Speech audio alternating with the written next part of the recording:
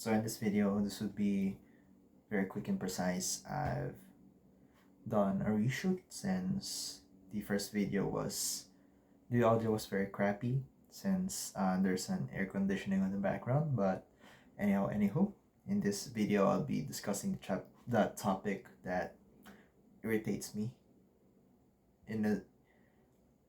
Not irritates me so much that I think I have to make a rant about this simple yet very controversial topic, which is very prevalent in the realm of fitness, most especially in YouTube, Instagram, and TikTok, about the genetics debate on is it even worth it to train if you have quote unquote bad genetics, but in my case, train anyway.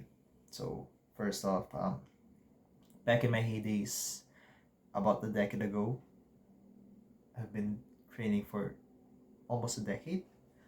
Back in 2015, 2016, even 2014, nobody talked about genetic advantages as, an advantage to other lifters, other trainees at the gym. We see it as a leisure, most especially to us conventional lifters, even to those who don't compete in bodybuilding. If you want bigger chests, you train chests. If you want bigger arms, you train arms, right? You don't talk about very complicated subjects like how wide is your clavicle, how long is your arms, how it would manipulate the muscle bellies, if you have long insertions, short insertion whatsoever. Nobody talked about that crap back in 2015. Yes, maybe Arnold Schwarzenegger, I think, in his case, he talked about a lot about his disadvantages when it comes to being balanced, since his category is classic physique, which would cater to having more asymmetry, most especially on the X taper. And then ironically, actually, he has very disadvantages. He has a lot of disadvantages when it comes to muscle insertions. For example, he's one of since he's famous for his two best muscle parts, which is his chest and his biceps. His biceps are very if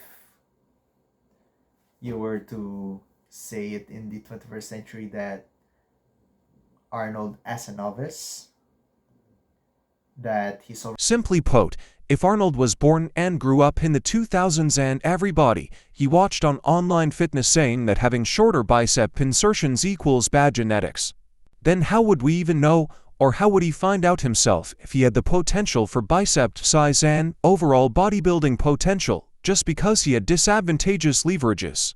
doomed because he has short biceps insertions without knowing his full potential. I'm saying in the perspective, if Arnold Schwarzenegger was born in the same generation as us, and then as a novice, if he thought that having short bicep insertion is a disadvantageous is a disadvantage, then I don't think that he would be able to see his potential and limit in terms of growing his arms and in bodybuilding in general.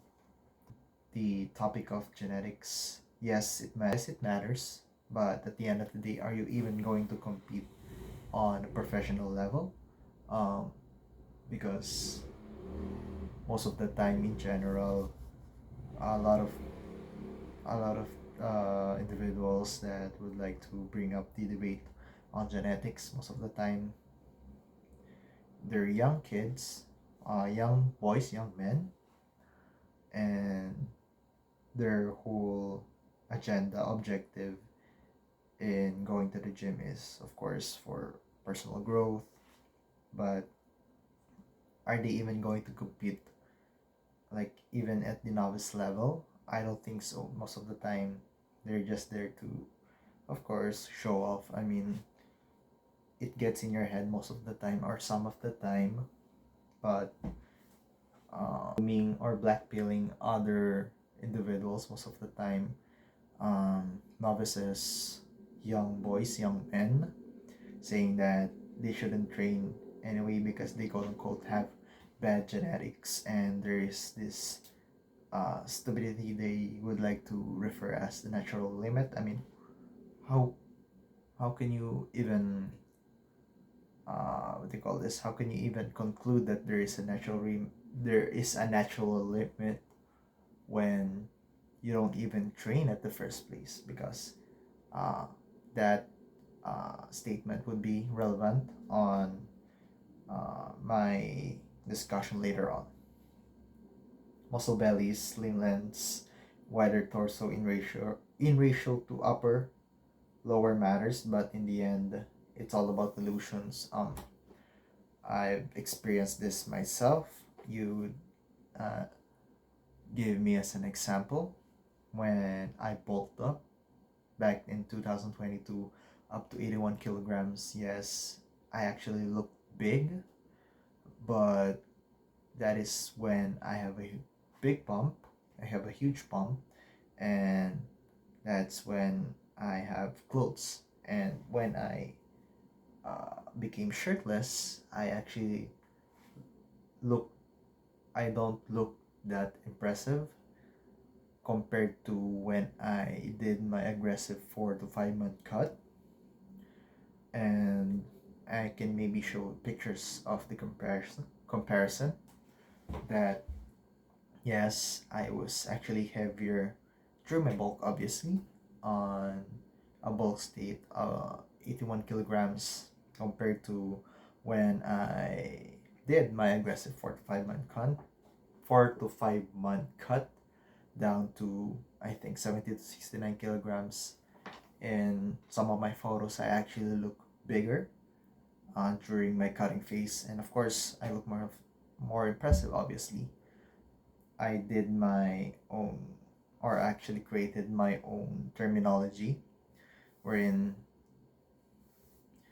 uh, chasing good genetics might as well be the same as chasing the end of the rainbow, wherein, of course, according to Celtic legends, there is a pot of gold guarded by a leprechaun. Or I think I've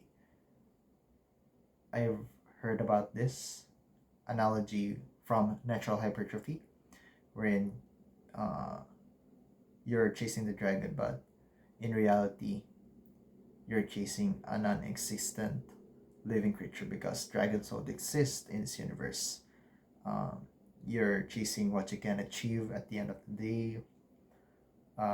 Again, you train to find out if you have good genetics or not, but with good genetics or without good genetics, at the end of the day, you trained. So that's the good thing.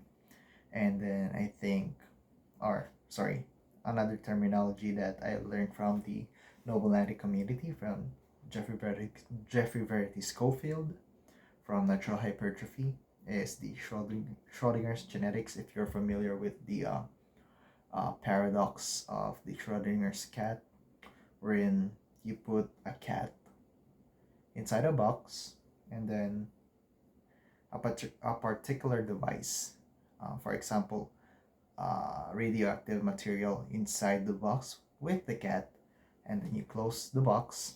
Of course, you're going to think that radioactive material would kill the cat, but are you even certain about your answer? Are you certain that said radioactive material actually kills the cat? But of course, you cannot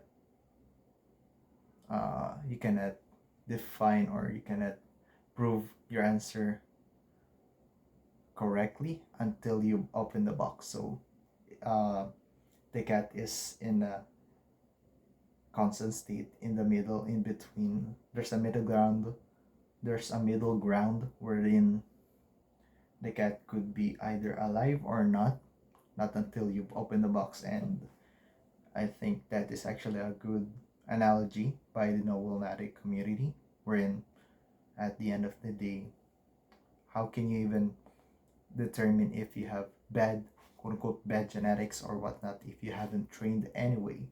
And the many advantages I've had during the year 2015 is, of course, as I've previously mentioned, that nobody even talked about genetic advantages in this sport, or if you would like to call bodybuilding a sport to begin with, that having good genetics, I mean, having wider clavicles, wider shoulders, bigger shoulders, good muscle insertions whatsoever is an advantage.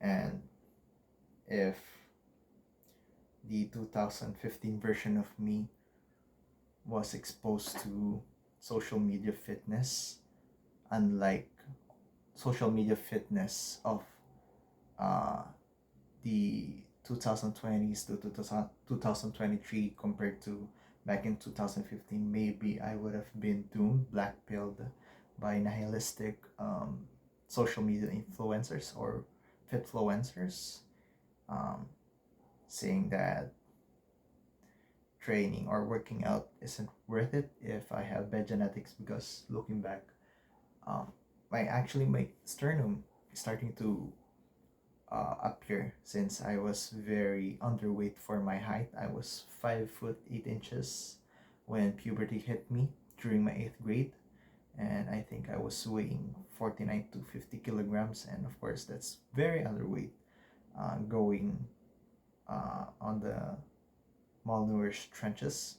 I feel like, if I'm very accurate or correct, um, the 2015 version of me wouldn't believe that I grew my chest and my biceps, which are two of my very, I would like to call, weak spots, because I've proven to myself that I can grow my chest and biceps compared to how I used to look like back a decade ago.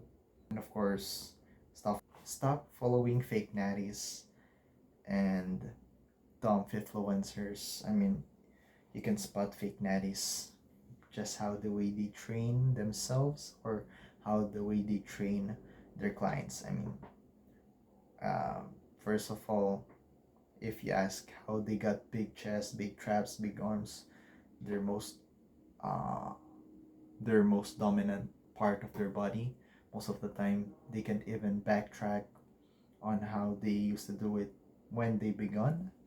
Most of the time it's because of their anabolics, the assistance of PEDs, and of course non-influencers um, selling you um, bullshit products, bullshit workout programs, trying to reinvent the wheel, trying to go against the grain on what works.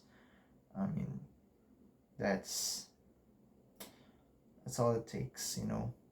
At the end of the day, um, train anyways. I mean, I don't think I even have good bodybuilding genetics. Of course, maybe if I get a good coach, if I started to eat right, since I have a sweet tooth, maybe I would have gotten better gains, since I've mentioned that I've been training for a decade, and I only started train seriously in the realm of bodybuilding back in 2022, when I actually did my first serious aggressive bulk. But again, I mean, it's never too late. A decade is still, quote unquote, very short if you're going to pursue the life of a conventional lifter, bodybuilder, enthusiast. So that would be it. I'm trying to reshoot some of the videos that I did this past few weeks because, again, as I previously mentioned, the audio wasn't that good. The air conditioning in the background kept actually overpowered what I'm trying to convey on my videos. So that would be it. Thank you for watching and have a good day.